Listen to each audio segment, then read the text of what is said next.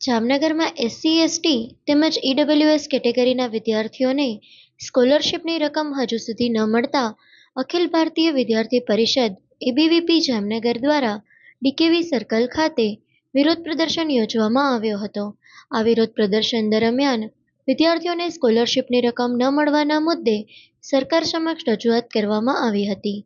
ABVP દ્વારા માંગ કરવામાં આવી હતી કે સ્કોલરશીપ માટે પાત્ર વિદ્યાર્થીઓને તેમની બાકી રકમ તાત્કાલિક ચૂકવવામાં આવે, જેથી વિદ્યાર્થીઓને અભ્યાસ દરમિયાન આર્થિક મુશ્કેલીનો સામનો ન કરવો પડે।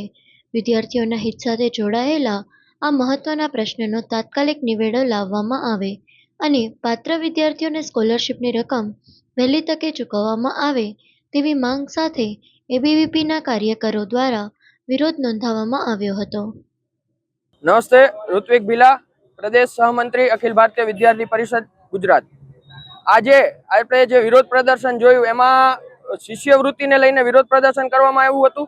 જે ઘણી બધી શિષ્યવૃત્તિઓ છે સરકાર દ્વારા દેવામાં આવે છે, પણ વિદ્યાર્થીઓને એ શિષ્યવૃત્તિ હજી સુધી મળતી નથી। MYSY થઈ ગઈ, CMSS થઈ ગઈ, એવી ઘણી બધી આદિજાતિની જે શિષ્યવૃત્તિઓ થઈ ગઈ, તો એવી શિષ્યવૃત્તિઓ સરકાર દ્વારા ચાલુ છે, પણ સરકાર દ્વારા હજી વિદ્યાર્થીઓના બેંકના ખાતામાં જે શિષ્યવૃત્તિ છે એ પહોંચાડવામાં આવતી નથી। તો એને લઈને આજે ઉગ્ર વિરોધ પ્રદર્શન કરવામાં આવ્યો અને કલેક્ટરશ્રીને આવેદનપત્ર દેવામાં આવ્યું। જય હિન્દ, જય ભારત, અસ્તુ।